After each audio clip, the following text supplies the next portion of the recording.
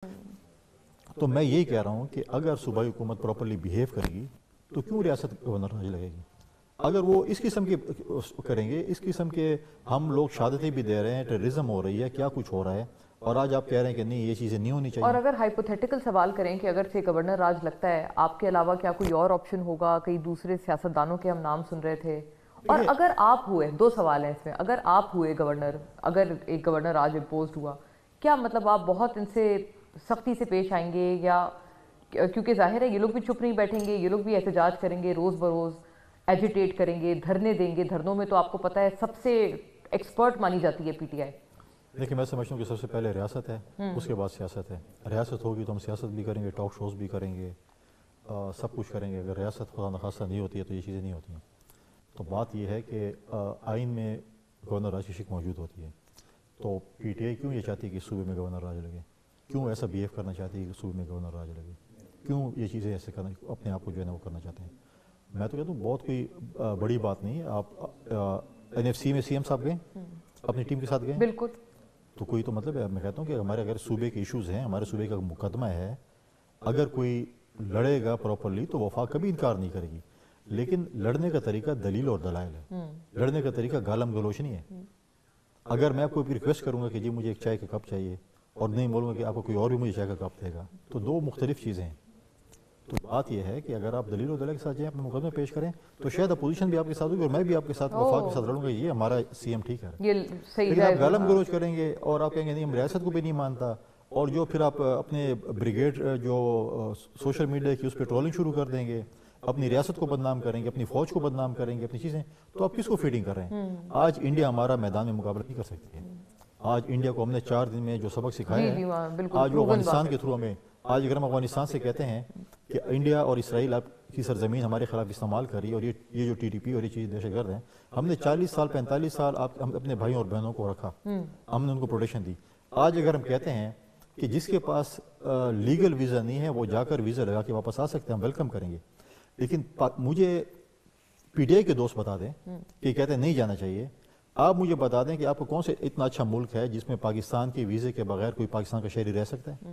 ایک ملک کا بتا دیں کہ آپ کا شہری جو ہے پاکستان کا اس میں بغیر ویزے کے رہ سکتا ہو، کاروبار کر سکتا ہو، نوکری کر سکتا ہو، تو پھر تو ٹھیک ہے۔ ہم کہہ رہے ہیں یہ واپس جائیں، اس کے بعد کسی نے بزنس ویزے پہ آنا ہے، اسٹوڈنٹ ویزے پہ آنا ہے، ہیلتھ کے ایشوز ہیں، جو بھی ہے، ٹورسٹ ہے۔ یہ آپ طالبان کے بارے میں کہہ رہے ہیں کہ یہ جائیں، اور پھر نہیں افغان ریفیوجیز کی میں بات کر رہا ہوں جو کہ جن کو ہم نے 35-40 سال، اور وہ پاکستان کیا کے ہر طالبان اور جو ٹی ٹی پی جو اس میں ملیٹنٹ ایلیمنٹس ہیں وہ انہی کے اندر پھر رجے بسے ہیں؟ دیکھیں میں جب ملک سے باہر جاؤں گا یا آپ جائیں گی نا، تو اس میں مونا عالم صاحبہ کا یا فیصل کنڈی کا نام نہیں آئے گا، وہ بولے یہ پاکستانی ہے، ٹھیک ہے، یہ پاکستانی، ہم جو ایکٹ کریں گے ایز اے پاکستانی ہمیں کہا جائے گا، ٹھیک ہے۔ بالکل۔ اب ہمارے جتنے بھی یہاں پہ دہشت گردی کے خاص کر خیبر پختونخوا میں جتنے بھی وارداتیں ہو رہی ہیں، اس میں 80 to 90% افغان باشندے ہیں۔ میرے ڈی خان کی پولیس ٹریننگ اسکول پہ حملہ ہوا، کیڈ کالج وزیرستان میں حملہ ہوا، ہیڈ کوارٹر ایف سی کی پہ حملہ ہوا، چلو اسلام آباد کو بیچ میں ڈالیں، وہ میں یہ کہنے لگی ٹھیک تھی، ہے، سارے چاروں جو ہے وہ افغان باشندے تھے۔ میں نہیں کہہ رہا سارے افغانستان کے جو ہے شہری برے ہیں، لیکن افغانستان کے باشندے تھے۔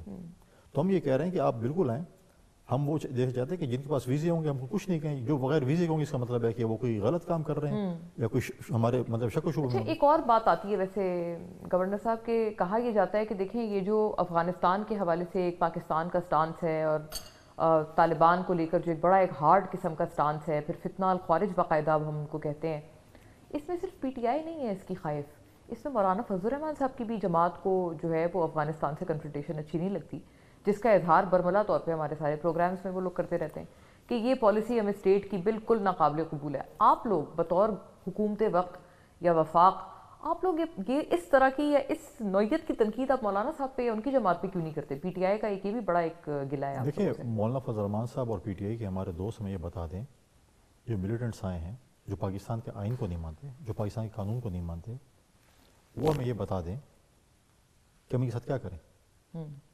آپ ان لوگوں سے ڈائلاگ کریں گے جو آپ کے فوجوں کو شہید کر رہے ہیں، پولیس کو شہید کر رہے ہیں، آپ کے بچوں کو شہید کرنا چاہتے ہیں، آپ کے وکلاء کو شہید کرنا چاہتے ہیں۔ یہ ابھی تو آپ تنبیہ کہہ رہے ہیں مولانا صاحب پہ، لیکن وہ پی ٹی آئی والے کہتے ہیں کہ آپ لوگ ان پہ اس طرح کی تنقید نہیں کرتے، آپ یہ سارا فوکس کرتے ہیں کہ جو پرو طالبان یا پرو افغانستان ہے نا وہ صرف پی ٹی آئی ہے، اور آپ لوگ جو جے یو آئی فے ہے یا مولانا صاحب دیکھیں ہیں۔ مولانا فضل الرحمان صاحب اس وقت حکومت میں نہیں بیٹھے ہوئے، اس وقت پی ٹی آئی حکومت میں بیٹھی ہے، اچھا اگر اس وجہ سے اگر وفاق دیکھیں، اگر وفاق کہتی ہے کہ آپ یہاں سے افغان مہاجرین کو نکالیں، یہ پالیسی ہے، ہمیں یہ چیزیں پروونشل گورنمنٹ نے امپلیمنٹ کرنا ہے. یہ کریں، تو وہ اگر وہ امپلیمنٹ Fair نہیں enough. کرتے، اگر آپ کے انٹیلیجنس بیس آپریشن کو ہم سپورٹ نہیں کرتے، آپ یہاں پر آپریشن ہمارے مرضی کے بغیر نہیں کر سکتے، تو پھر آپ یہ کیا کر رہے ہیں؟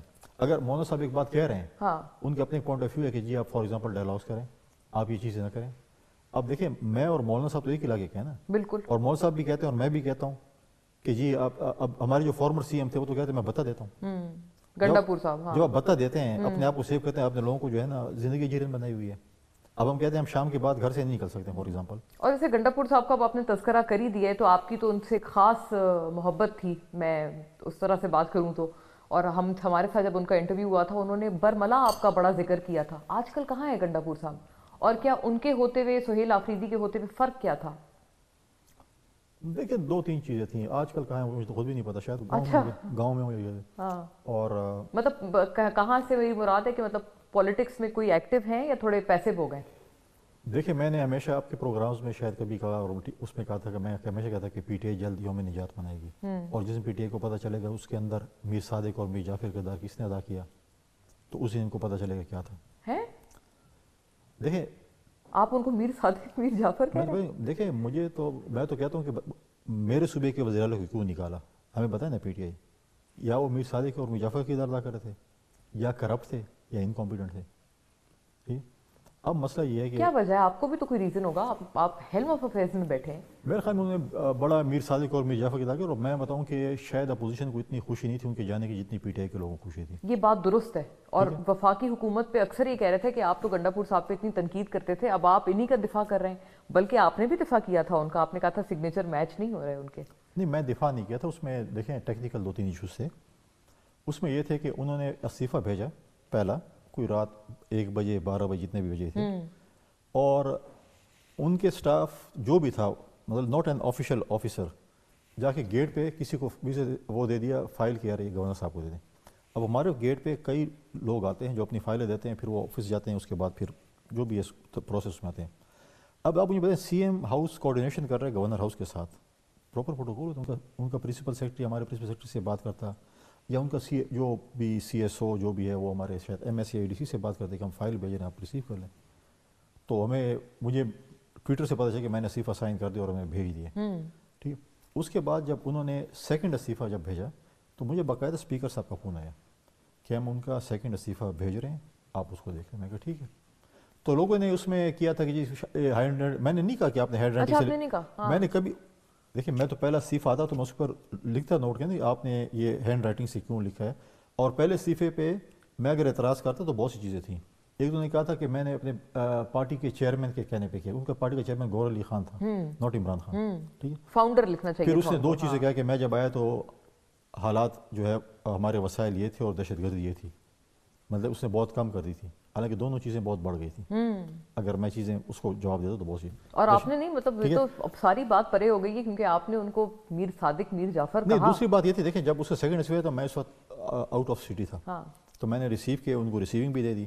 اب اس پہ یہ تھا کہ پہلے استعفے میں اور دوسرے استعفے میں اور سگنیچر کے علاوہ اور بھی بہت پہلے استعفے میں جو بڑا لکھا کہ میں نے عمران خان کہنے پہ دیا فلاں، تو میں اس پہ پھر میں نے کہا کہ میں ان کو بلاؤں گا اور میں اپنی ہیئرنگ کر کے میں ان سے کہوں گا کہ آپ بتائیں کہ آپ نے استعفیٰ دیے، اور اگر آپ نے دیا تو ویل اینڈ گڈ. میں اس دوران کراچی میں تھا، ایک ایونٹ رضا ربانی صاحب کی بک کی لانچنگ تھی، انہوں نے مجھے ریکویسٹ کی تھی تو میں ان کے پاس گیا.